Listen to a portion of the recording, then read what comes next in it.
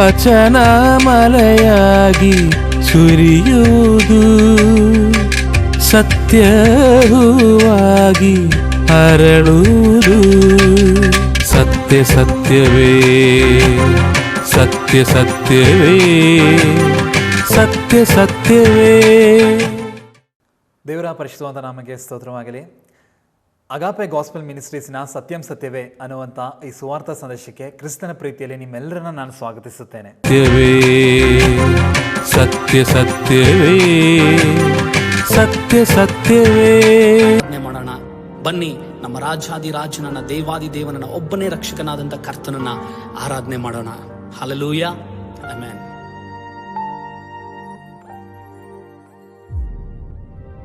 ಚಿಂತೆಯೆಲ್ಲ ತೀರಿತಯ್ಯ ನಿನ್ನ ಸೇರಲು, ಎಂಥ ಒಳ್ಳೆ ದೇವರು యేసయ్య. ಚಿಂತೆಯೆಲ್ಲ ತೀರಿತಯ್ಯ ನಿನ್ನ ಸೇರಲು, ಎಂಥ ಒಳ್ಳೆ ದೇವರು యేసయ్య.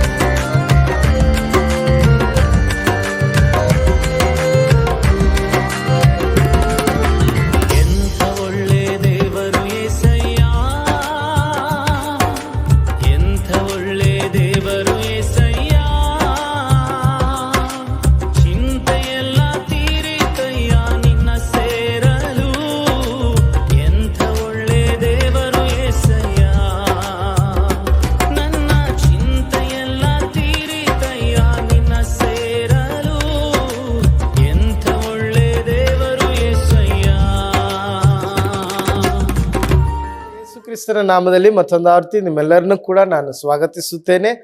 ಸತ್ಯ ಸತ್ಯಮೇ ಎಂಬ ಕಾರ್ಯಕ್ರಮಕ್ಕೆ ನಾನು ನಿಮ್ಮನ್ನು ಸ್ವಾಗತಿಸುತ್ತೇನೆ. ಈ ಸಮಯದಲ್ಲಿ ಇವತ್ತು ಆರಿಸಿಕೊಂಡಂಥ ವೇದ ಭಾಗ ಇಬ್ರಿಯರಿಗೆ ಬರೆದಂಥ ಪತ್ರಿಕೆ 9ನೇ ಅಧ್ಯಾಯ 27ರಿಂದ 28 ವಚನಗಳನ್ನು ನಾವು ಓದಿಕೊಳ್ಳೋಣ. ಇಬ್ರಿಯರಿಗೆ ಬರೆದ ಪತ್ರಿಕೆ 9ನೇ ಅಧ್ಯಾಯ 27ರಿಂದ 28 ವಚನಗಳು. ಒಂದೇ ಸಾರಿ ಸಾಯುವುದು, ಆಮೇಲೆ ನ್ಯಾಯ ತೀರ್ಪು. ಮನುಷ್ಯರಿಗೆ ಹೇಗೆ ನೇಮಕವಾಗಿದೆಯೋ ಹಾಗೆಯೇ ಕ್ರಿಸ್ತನು ಸಹ ಬಹುಜನರ ಪಾಪಗಳನ್ನು ಹೊತ್ತುಕೊಳ್ಳುವವನದಕ್ಕೋಸ್ಕರ ಒಂದೇ ಸಾರಿ ಸಮರ್ಪಿತನಾದನು ಮತ್ತು ತನ್ನನ್ನು ನಿರೀಕ್ಷಿಸಿಕೊಂಡಿರುವವರಿಗೆ ರಕ್ಷಣೆಯನ್ನು ಉಂಟು ಮಾಡುವುದಕ್ಕೋಸ್ಕರ ಪಾಪ ಸಂಬಂಧ ಇಲ್ಲದವನಾಗಿ ಎರಡನೆಯ ಸಾರಿ ಕಾಣಿಸಿಕೊಳ್ಳುವನು. ಹಲ್ಲೆಲೂಯಾ. ಯೇಸುಕ್ರಿಸ್ತನ ಮಾತುಗಳನ್ನು, ಯೇಸುಕ್ರಿಸ್ತನ ವಾಕ್ಯವನ್ನು, ಯೇಸುಕ್ರಿಸ್ತನ ದೌತ್ಯವನ್ನು, ಯೇಸುಕ್ರಿಸ್ತನ ಆ ಒಂದು ಪರಿಪೂರ್ಣವಾಗಿರುವಂಥ ಕಾರ್ಯವನ್ನು ನಾವಿಲ್ಲಿ ನೋಡ್ತಾ ಇದ್ದೇವೆ. ಒಂದೇ ಸಾರಿ ಸಾಯುವುದು, ಆಮೇಲೆ ನ್ಯಾಯ ತೀರ್ಪು ಮನುಷ್ಯರಿಗೆ ಹೇಗೆ ನೇಮಕವಾಗಿದೆಯೋ. ಪ್ರಿಯರೇ, ನಿಮ್ಮೊಟ್ಟಿಗೆ ಇವತ್ತು ಹಂಚಿಕೊಳ್ಳಿಕ್ಕಿದ್ದೇನೆ ಮನುಷ್ಯರಿಗೆ ಒಂದೇ ಸಾರಿ ನೇಮಕವಾಗಿರುವಂಥ ಒಂದು ವಿಷಯ. ಅದೇನೆಂಬುದಾಗಿ ನಾವು ನೋಡುವಾಗ ಅದು ಮರಣ. ಒಂದೇ ಸಾರಿ ಸಾಯುವುದು, ಆಮೇಲೆ ನ್ಯಾಯ ತೀರ್ಪು. ಒಂದೇ ಸಾರಿ ಮರಣ ಈ ಲೋಕದಲ್ಲಿ ಮನುಷ್ಯನಿಗಿದೆ. ಅನೇಕರು ಅಂದುಕೊಳ್ಳುವಂಥದ್ದು ಅನೇಕ ರೀತಿಯಾಗಿರುವ ಪುನರ್ಜನ್ಮಗಳು ಉಂಟು ಎಂಬುದಾಗಿ. ಮನುಷ್ಯರಿಗೆ ಪುನರ್ಜನ್ಮಗಳಿಲ್ಲ ಪ್ರಿಯರೇ. ಒಂದೇ ಸಾರಿ ಸಾಯುವುದು, ಆಮೇಲೆ ಮನುಷ್ಯರಿಗೆ ನ್ಯಾಯ ತೀರ್ಪು ಸಿದ್ಧವಾಗಿದೆ. ಹಾಗೆಯೇ ಕ್ರಿಸ್ತನು ಸಹ ಬಹುಜನರ ಪಾಪಗಳನ್ನು ಹೊತ್ತುಕೊಳ್ಳುವುದಕ್ಕೋಸ್ಕರ ಒಂದೇ ಸಾರಿ ಸಮರ್ಪಿತನಾದನು. ಅದೇ ರೀತಿಯಾಗಿ ಕ್ರಿಸ್ತ ಯೇಸು ಕೂಡ ಒಂದೇ ಸಾರಿ ತುಂಬ ಜನರ ಪಾಪಗಳನ್ನು ಹೊತ್ತುಕೊಂಡವನಾಗಿ ಆತನು ಒಂದೇ ಸಾರಿ ಸಮರ್ಪಿತನಾದನು.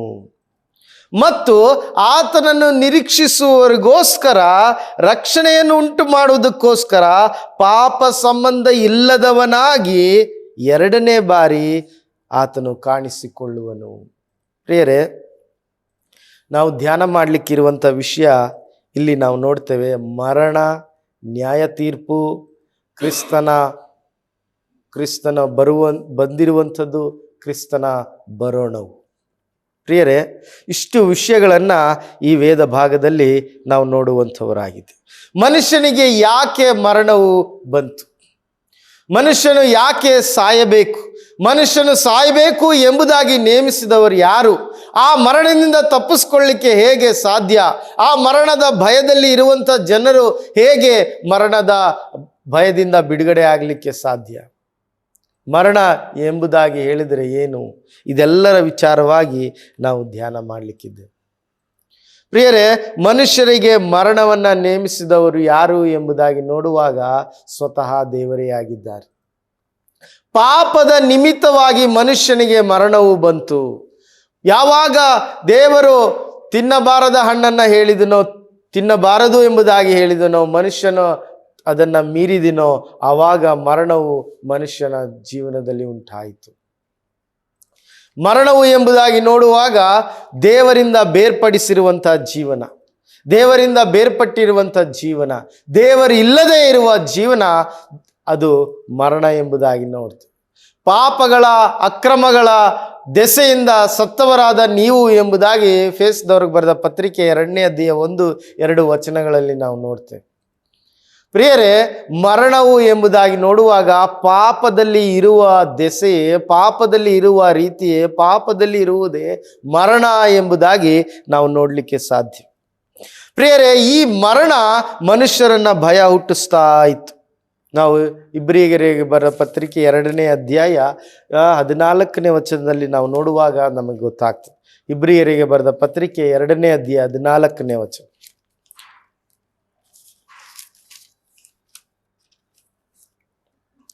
ಇದಲ್ಲದೆ ಮಕ್ಕಳು ರಕ್ತ ಮಾಂಸಧಾರಿಗಳಾದದ್ದರಿಂದ ಆತನು ಅವರಂತೆಯೇ ಆದನು. ತನ್ನ ಮರಣದಿಂದಲೇ ಮರಣಾಧಿಕಾರಿಯನ್ನು, ಅಂದರೆ ಸೈತಾನನನ್ನು ಅಡಗಿಸಿಬಿಡುವುದಕ್ಕೂ ಮರಣದ ಭಯದ ದೆಸೆಯಿಂದ ತಮ್ಮ ಜೀವಮಾನವೆಲ್ಲ ದಾಸತ್ವದೊಳಗೆ ಇದ್ದವರನ್ನು ಬಿಡಿಸುವುದಕ್ಕೂ ಅವರಂತೆ ರಕ್ತ ಮಾಂಸಧಾರಿಯಾದನು. ಪ್ರಿಯರೇ, ಯೇಸು ಕ್ರಿಸ್ತನು ಮರಣವನ್ನು ಅನುಭವಿಸುವುದಕ್ಕೋಸ್ಕರ, ಮರಣವನ್ನು ಜಯಿಸುವುದಕ್ಕೋಸ್ಕರ, ಮರಣವನ್ನು ಅಡಗಿಸಿಬಿಡುವುದಕ್ಕಾಗಿ, ಆತನು ಮರಣವನ್ನು ಹೊಂದುವುದಕ್ಕಾಗಿ ಶರೀರಧಾರಿಯಾಗಿ ಈ ಲೋಕಕ್ಕೆ ಬಂದನು. ಪ್ರಿಯರೇ, ಆತನು ಶರೀರಧಾರಿಯಾಗಿ ಈ ಲೋಕಕ್ಕೆ ಆತನು ಜನಿಸಿದನು ಎಂಬುದಾಗಿ ನಾವು ನೋಡ್ತೇವೆ. ಆತನು ಮೊದಲನೇ ಬಾರಿ ಈ ಲೋಕಕ್ಕೆ ಬಂದಾಗ ಆತನು ಮನುಷ್ಯನಾಗಿ ಈ ಲೋಕಕ್ಕೆ ಬಂದನು ಎಂಬುದಾಗಿ ನಾವು ನೋಡ್ತೇವೆ. ಮನುಷ್ಯನ ಸಾದೃಶ್ಯದಲ್ಲಿ ಆತನು ಈ ಲೋಕಕ್ಕೆ ಬಂದನು ಎಂಬುದಾಗಿ ನಾವು ನೋಡ್ತೇವೆ. ಯೋಹಾನನು ಬರೆದಂಥ ಸುವಾರ್ತೆ 1ನೇ ಅಧ್ಯಾಯದಲ್ಲಿ ನಾವು ನೋಡ್ತೇವೆ, ಆದಿಯಲ್ಲಿ ವಾಕ್ಯವಿತ್ತು, ಆ ವಾಕ್ಯವು ದೇವರ ಬಳಿಯಲ್ಲಿತ್ತು, ಆ ವಾಕ್ಯವು ದೇವರಾಗಿತ್ತು. 14ನೇ ವಚನದಲ್ಲಿ ನಾವು ನೋಡುವಾಗ ಆತನು ಮನುಷ್ಯನಾಗಿ, ಆ ವಾಕ್ಯವೆಂಬುವನು ಮನುಷ್ಯನಾಗಿ ಈ ಲೋಕಕ್ಕೆ ಬಂದನು ಎಂಬುದಾಗಿ. ಪ್ರಿಯರೇ, ಯೇಸು ಕ್ರಿಸ್ತನು ಶರೀರಧಾರಿಯಾಗಿ ಈ ಲೋಕಕ್ಕೆ ಬಂದನು. ತನ್ನನ್ನು ಬರಿದು ಮಾಡಿಕೊಂಡವನಾಗಿ ಈ ಲೋಕಕ್ಕೆ ಬಂದನು. ತನ್ನನ್ನು ಏನು ಇಲ್ಲದವನಾಗಿ, ದೈವಿಕವಾಗಿರುವ ಎಲ್ಲ ಗುಣಗಳನ್ನು ಬಿಟ್ಟವನಾಗಿ ಈ ಲೋಕಕ್ಕೆ ಆತನು ಬಂದನು. ಕಾರಣ, ಮರಣವನ್ನು ಆತನು ಅನುಭವಿಸಬೇಕಾಗಿತ್ತು, ಮರಣವನ್ನು ರುಚಿ ನೋಡಬೇಕಾಗಿತ್ತು, ಮರಣವನ್ನು ಜಯಿಸಬೇಕಾಗಿತ್ತು, ಮರಣವನ್ನು ಅಡಗಿಸಿ ಬಿಡಬೇಕಾಗಿತ್ತು. ಪ್ರಿಯರೇ, ಒಂದು ದೊಡ್ಡ ಸೇನಾಧಿಪತಿ ಆತನು ಯುದ್ಧಕ್ಕೆ ಹೋಗುವಾಗ ತನಗಿರುವ ಎಲ್ಲ ವಸ್ತ್ರಗಳನ್ನು ಹಾಕಿಕೊಂಡು ಆತನು ಯುದ್ಧಕ್ಕೆ ಹೊರಟ. ಯುದ್ಧಕ್ಕೆ ಹೋಗೋದಕ್ಕಿಂತ ಮುಂಚೆ ಅವರೇನು ಮಾಡ್ತಾರೆ, ಕುಟುಂಬದವ್ರನ್ನೆಲ್ಲ ಅವರು ಪ್ರೀತಿಸಿ ಮುದ್ದಾಡಿ ಅವರು ಮಾತನಾಡಿ ಅವರು ಹೋಗುವಂಥವರಾಗಿದ್ದಾರೆ. ಹಾಗಿರುವಾಗ ಆ ಸೇನಾಧಿಪತಿ ತನ್ನ ಹೆಂಡತಿಯನ್ನು ಮಾತನಾಡಿಸಿ, ತನ್ನ ಹೆಂಡತಿಯೊಟ್ಟಿಗೆ ಮಾತನಾಡಿ ತನಗೆ 1 ವರ್ಷದ ಹುಡುಗನನ್ನು ಮಾತನಾಡಿಸ್ಲಿಕ್ಕಾಗಿ ಹೋದಾಗ ಆ ಹುಡುಗ ಅವನನ್ನು ನೋಡಿ ಓಡಿ ಹೋಗ್ತಾ ಇದ್ದಾನೆ. ಆ ಸೇನಾಧಿಪತಿಗೆ ಯಾಕೆ ಇವನು ಓಡೋಗ್ತಾ ಇದ್ದಾನೆ ಎಂಬುದಾಗಿ ಅನಿಸ್ತು. ತಕ್ಷಣ ಆ ಹೆಂಡತಿ ಹೇಳಿದ್ಲು, ನೀವು ಹಾಕಿಕೊಂಡಿರುವಂಥ ಈ ವಸ್ತ್ರಗಳನ್ನು, ಈ ಯುದ್ಧ ವಸ್ತ್ರಗಳನ್ನು ನೋಡಿ ಅವನು ಹೆದರ್ತಾ ಇದ್ದಾನೆ ಎಂಬುದಾಗಿ ಹೇಳಿದ್ಲು.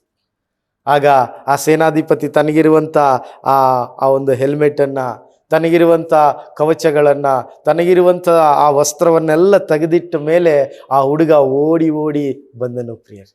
ಅದೇ ಥರ ಕರ್ತನಾಗಿರುವಂಥ ಯೇಸು ಕ್ರಿಸ್ತನು ತನಗಿರುವಂಥ ಮಹಿಮೆಯನ್ನು, ತನಗಿರುವಂಥದ್ದೆಲ್ಲವನ್ನ ಬಿಟ್ಟು ನಮಗಾಗಿ ದಾಸನ ರೂಪವನ್ನು ಧರಿಸಿದವನಾಗಿ ಈ ಲೋಕಕ್ಕೆ ಬಂದನು ಪ್ರಿಯರೇ.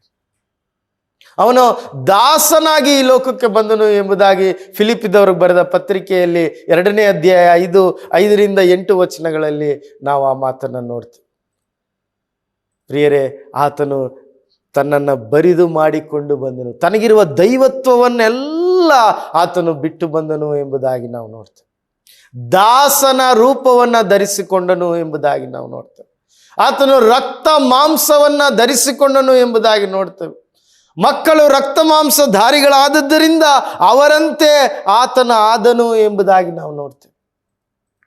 ಹೌದು ಪ್ರಿಯರೇ, ಕರ್ತನಾಗಿರುವಂಥ ಯೇಸು ಕ್ರಿಸ್ತನು ನಮ್ಮ ಹಾಗೆ ಈ ಲೋಕಕ್ಕೆ ಬಂದನು. ಕಾರಣ ನನ್ನ ನಿಮ್ಮ ಪಾಪವನ್ನು ಹೊತ್ತುಕೊಳ್ಳಿಕ್ಕೋಸ್ಕರ.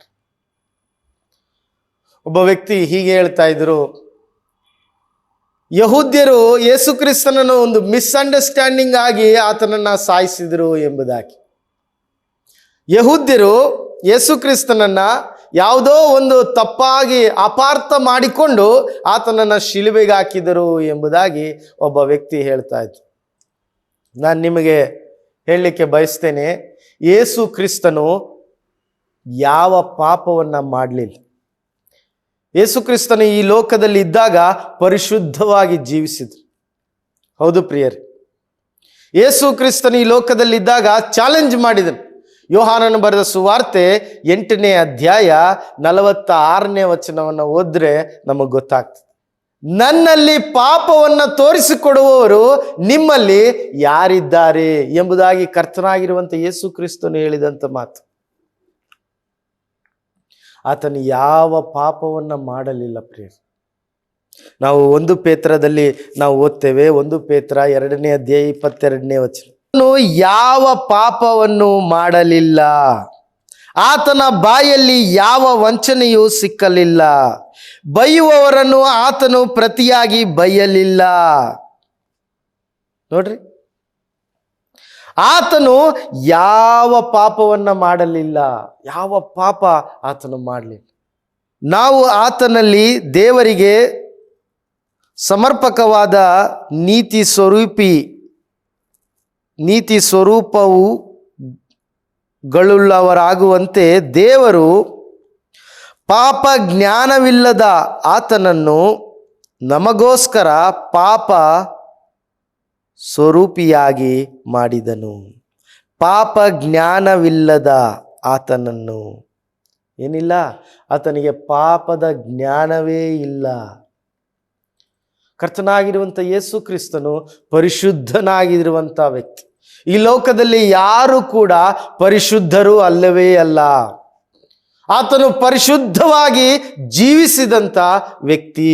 ಆತನ ಮಾತು, ನಡೆ, ನುಡಿ, ನೋಟ, ಕ್ರಿಯೆ, ಆಲೋಚನೆ ಎಲ್ಲವೂ ಕೂಡ ಪರಿಶುದ್ಧವಾಗಿತ್ತು. ಆತನ ಹಾಗೆ ಪರಿಶುದ್ಧರಾಗಿ ಇಡೀ ಲೋಕದ ಚರಿತ್ರೆಯಲ್ಲೇ ಯಾರು ಕೂಡ ಇಲ್ಲ. ಆತನು ಪಾಪರಹಿತನಾಗಿ ಇರುವಂಥ ವ್ಯಕ್ತಿ, ಪಾಪವನ್ನು ಮಾಡಲಿಲ್ಲ. ಕೊನೆಯದಾಗಿ ಒಂದು ವಾಕ್ಯವನ್ನು ನಾನು ಓದಲಿಕ್ಕೆ ಬಯಸ್ತೇನೆ. ಇಬ್ರಿಯರಿಗೆ ಬರೆದ ಪತ್ರಿಕೆ 4ನೇ ಅಧ್ಯಾಯ 15ನೇ ವಚನ. ಇಬ್ರಿಯರಿಗೆ ಬರೆದ ಪತ್ರಿಕೆ 4:15 ಕೇಳಿಸ್ಕೊಳ್ರಿ. 4:15. ಯಾಕೆಂದರೆ ನಮಗಿರುವ ಮಹಾಯಾಜಕನು ನಮ್ಮ ನಿರ್ಬಲಾವಸ್ಥೆಯನ್ನು ಕುರಿತು ಅನುತಾಪ ಪಡುವವನಲ್ಲ, ಅವನು ಸರ್ವ ವಿಷಯದಲ್ಲಿ ನಮ್ಮ ಹಾಗೆ ಶೋಧನೆಗೆ ಗುರಿಯಾದನು, ಪಾಪ ಮಾತ್ರ ಮಾಡಲಿಲ್ಲ.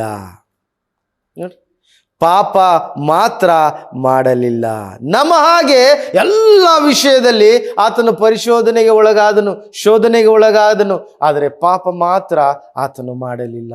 ಕರ್ತನಾಗಿರುವಂಥ ಯೇಸು ಕ್ರಿಸ್ತನು ಆತನು ಪರಿಶುದ್ಧನಾಗಿ ಜೀವಿಸಿದನು. ಮತ್ತೆ ಆತನ ಮರಣ ಪಾಪಿಗಳ ಬದಲಾಗಿ, ಆತನ ಮರಣ ಪಾಪಿಗಳಿಗೋಸ್ಕರ, ಆತನ ಮರಣ ಪಾಪಿಗಳ ಸ್ಥಾನದಲ್ಲಿ, ಆತನ ಮರಣ ಪಾಪಿಗಳ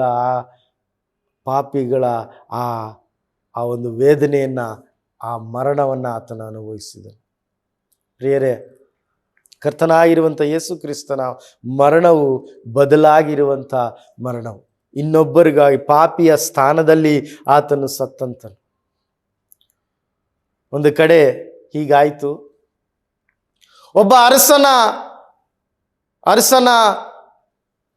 ಅರಮನೆಯಲ್ಲಿ ಖಜಾನೆಯಿಂದ ಯಾರೋ ಚಿನ್ನವನ್ನ ಕದೀತಾ ಇದ್ರು.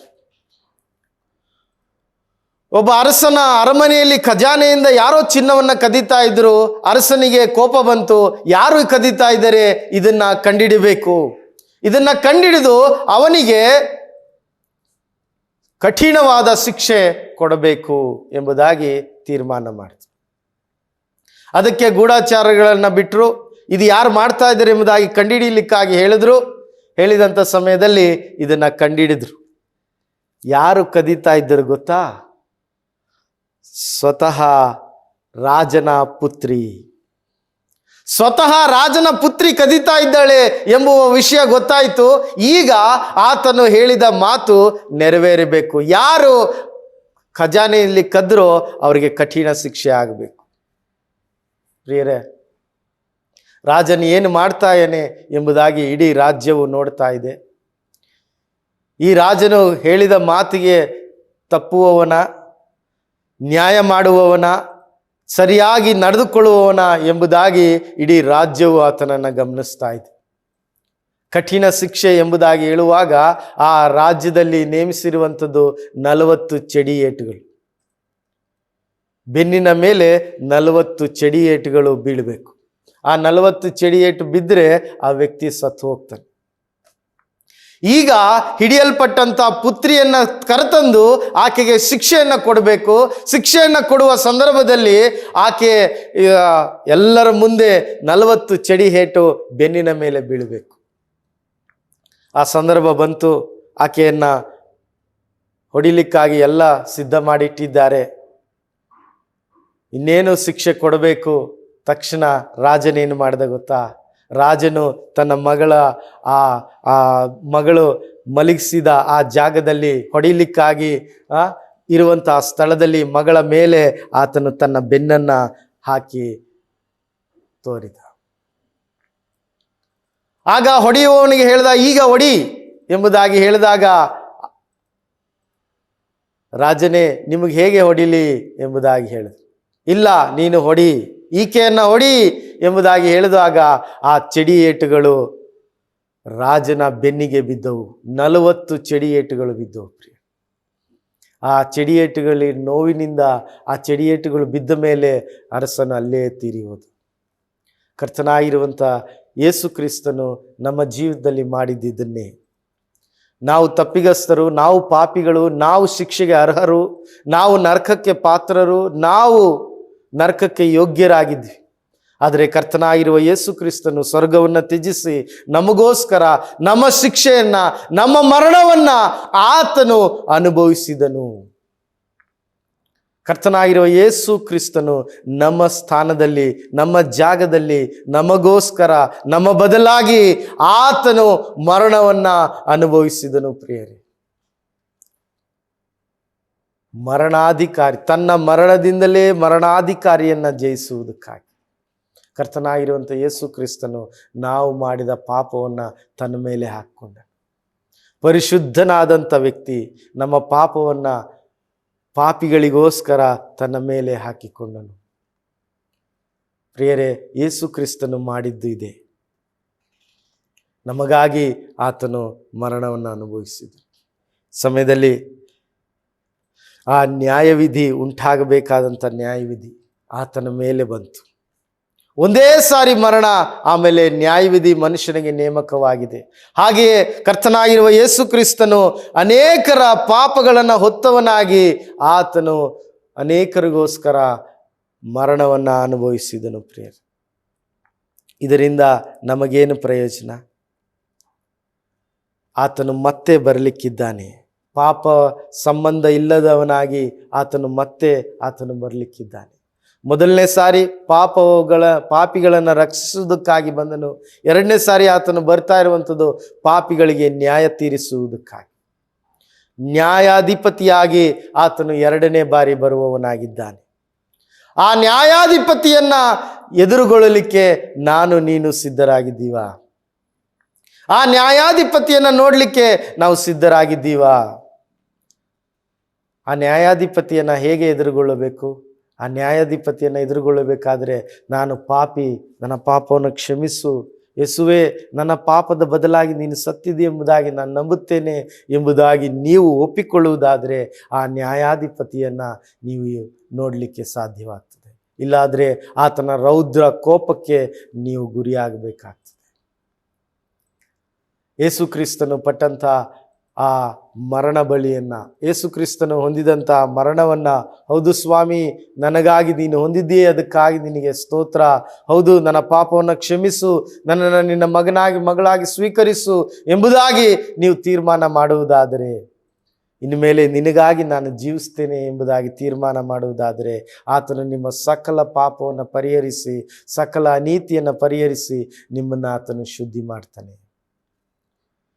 ಹೀಗಿರುವಾಗ ಇಷ್ಟೊತ್ತು ನಾವು ಏನು ಧ್ಯಾನ ಮಾಡಿದ್ವಿ? ಮನುಷ್ಯನಿಗೆ ಒಂದೇ ಸಾರಿ ಮರಣ, ಆಮೇಲೆ ನ್ಯಾಯ ತೀರ್ಪು ನೇಮಕವಾಗಿದೆ. ಹಾಗೆಯೇ ಕರ್ತನಾಗಿರುವಂಥ ಯೇಸು ಕ್ರಿಸ್ತನು ಬಹುಜನರ ಪಾಪಗಳ ನಿವಾರಣೆಗಾಗಿ ಆತನು ಕಾಣಿಸಿಕೊಂಡನು. ಅದು ಮಾತ್ರವಲ್ಲ, ಆತನು ಮರಣವನ್ನು ಜಯಿಸುವುದಕ್ಕಾಗಿ, ಮರಣವನ್ನು ಅಡಗಿಸಿ ಬೀಳುವುದಕ್ಕಾಗಿ ಆತನು ಮೊದಲನೇ ಸಾರಿ ಆತನು ಬಂದನು. ಎರಡನೇ ಸಾರಿ ಆತನು ಬರಲಿಕ್ಕಿದ್ದಾನೆ. ಆತನು ನ್ಯಾಯ ತೀರಿಸಲಿಕ್ಕಾಗಿ ಬರಲಿಕ್ಕಿದ್ದಾನೆ. ಸಮಯದಲ್ಲಿ ನಿಮ್ಮ ಜೀವಿತವನ್ನು ಯೇಸುಗೆ ಒಪ್ಪಿಸ್ಕೊಡ್ರಿ. ಹೌದು ಯೇಸುವೆ, ನಾನು ಪಾಪ ಮಾಡಿದ್ದೇನೆ, ನನ್ನನ್ನು ಕ್ಷಮಿಸು ಎಂಬುದಾಗಿ ನೀವು ಒಪ್ಪಿಕೊಳ್ಳುವುದಾದರೆ ಕರ್ತನಾಗಿರೋ ಯೇಸು ಕ್ರಿಸ್ತನು ನಿಮ್ಮ ಪಾಪವನ್ನು ಕ್ಷಮಿಸ್ತಾನೆ, ನಿಮ್ಮನ್ನು ಆತನು ಶುದ್ಧೀಕರಿಸ್ತಾನೆ, ಪಾಪದ ಶಿಕ್ಷೆಯಿಂದ ಬಿಡಿಸ್ತಾನೆ. ಯೇಸು ಸ್ವಾಮಿ ಹೇಳಿದ್ದು, ನನ್ನನ್ನು ನಂಬುವವನು ಅವನು ಸತ್ತರೂ ಬದುಕುವನು. ಆತನು ನಿಮಗೆ ನಿತ್ಯ ಜೀವವನ್ನು ಕೊಡಲಿಕ್ಕಿದ್ದಾನೆ. ಈ ಸಣ್ಣ ಪ್ರಾರ್ಥನೆ ನೀವು ಮಾಡುವುದಾದರೆ ಯೇಸು ಕ್ರಿಸ್ತನು ನಿಮ್ಮನ್ನು ಕ್ಷಮಿಸ್ತಾನೆ. ಯೇಸುವೆ, ನಾನು ಪಾಪಿ, ನನ್ನನ್ನು ಕ್ಷಮಿಸು, ನನ್ನ ನಿನ್ನ ಮಗನಾಗಿ ಮಾಡಿಕೊ, ಮಗಳಾಗಿ ಮಾಡಿಕೊ, ನನ್ನ ಹೃದಯಕ್ಕೆ ಬಾ, ನಿನಗಾಗಿ ಜೀವಿಸಲಿಕ್ಕೆ ಸಹಾಯ ಮಾಡು. ಯೇಸುವಿನ ನಾಮದಲ್ಲಿ ಬೇಡುತ್ತೇನೆ ನಮ್ಮ ತಂದೆಯೇ, ಆಮೇಲೆ. ದೇವರು ನಿಮ್ಮನ್ನು ಆಶೀರ್ವದಿಸಲಿ.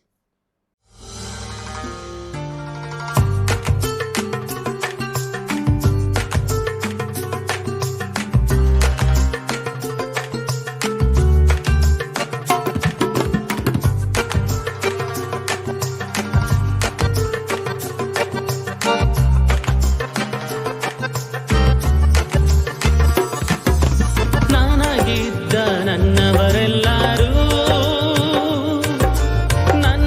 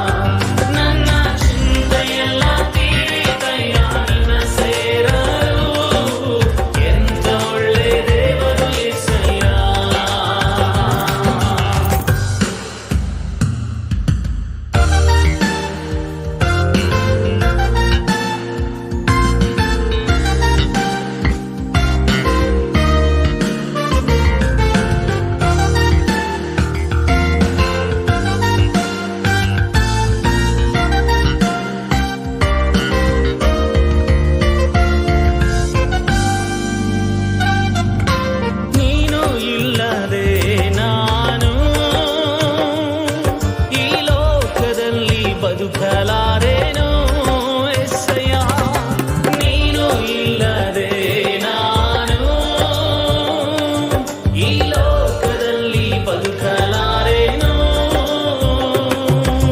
ನನ್ನ ದೇವ ಎಂದಾದರೂ ಬಿಟ್ಟಿರುವೆಯ, ನನ್ನ ಬಿಡಲೇ ಇಲ್ಲ యేసయ్య. ನನ್ನ ದೇವ ಎಂದಾದರೂ ಬಿಟ್ಟಿರುವೆಯ, ನನ್ನ ಬಿಡಲೇ ಇಲ್ಲ యేసయ్య. ಎಂಥ ಒಳ್ಳೆ ದೇವರು యేసయ్య, ಎಂಥ ಒಳ್ಳೆ ದೇವರು యేసయ్య.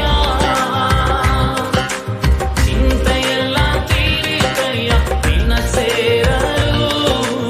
ಎಂಥ ಒಳ್ಳೆ ದೇವರು యేసయ్య. ಎಲ್ಲರೂ ಸೇರಿ ನನ್ನ ಚಿಂತೆಯೆಲ್ಲ ತೀರಿತಯ್ಯ ನಿನ್ನ ಸೇರಲು. ಎಂಥ ಒಳ್ಳೆ ದೇವರು యేసయ్య, ಎಂಥ ಒಳ್ಳೆ ದೇವರು యేసయ్య, ಎಂಥ ಒಳ್ಳೆ ದೇವರು యేసయ్య. ಚಿಂತೆಯೆಲ್ಲ ತೀರಿತಯ್ಯ. ಈ ಪ್ರೋಗ್ರಾಂ ನಿಮಗೆ ಆಶೀರ್ವಾದವಾಗಿದೆ ಎಂದು ನಾವು ನಂಬುತ್ತೇವೆ.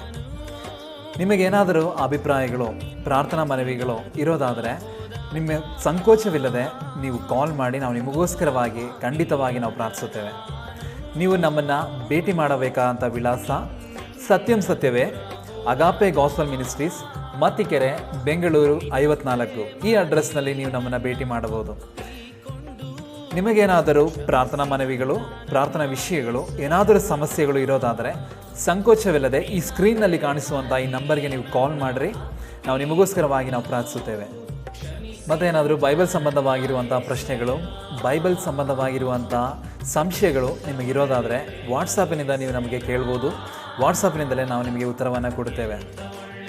ಈ ಸಂದೇಶವನ್ನು ಮತ್ತು ಈ ಹಾಡನ್ನು ಪುನಃ ಕೇಳಬೇಕಾದರೆ ಸತ್ಯಂ ಸತ್ಯವೇ ಅನ್ನುವಂಥ ಯೂಟ್ಯೂಬ್ ಚಾನಲ್ ಮತ್ತು ಸತ್ಯಂ ಸತ್ಯವೇ ಅನ್ನುವಂಥ ಫೇಸ್ಬುಕ್ ಪೇಜ್ನಲ್ಲಿ ನೀವು ಸಂಪರ್ಕಿಸಿ. ಈ ಸಂದೇಶವನ್ನು ನಿಮಗೆ ಆಶೀರ್ವಾದವಾಗಿದ್ದರೆ ನಿಮ್ಮ ಸ್ನೇಹಿತರಿಗೂ ನೀವು ಇದನ್ನು ಶೇರ್ ಮಾಡಿರಿ. ಈ ಶುಭವಾರ್ತೆಯಲ್ಲಿ ನೀವು ಸಹ ಪಾಲ್ಗೊಂಡ್ರಿ.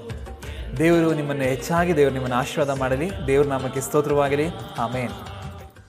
ವಚನ ಮಳೆಯಾಗಿ ಸುರಿಯುವುದು, ಸತ್ಯವಾಗಿ ಹರಳುವುದು. ಸತ್ಯ ಸತ್ಯವೇ, ಸತ್ಯ ಸತ್ಯವೇ, ಸತ್ಯ ಸತ್ಯವೇ ಎಂಬುದಾಗಿ ನೀವು ತೀರ್ಮಾನ ಮಾಡುವುದಾದರೆ, ಇನ್ನು ಮೇಲೆ ನಿನಗಾಗಿ ನಾನು ಜೀವಿಸ್ತೇನೆ ಎಂಬುದಾಗಿ ತೀರ್ಮಾನ ಮಾಡುವುದಾದರೆ, ಆತನು ನಿಮ್ಮ ಸಕಲ ಪಾಪವನ್ನು ಪರಿಹರಿಸಿ, ಸಕಲ ಅನೀತಿಯನ್ನು ಪರಿಹರಿಸಿ ನಿಮ್ಮನ್ನು ಆತನು ಶುದ್ಧಿ ಮಾಡ್ತಾನೆ.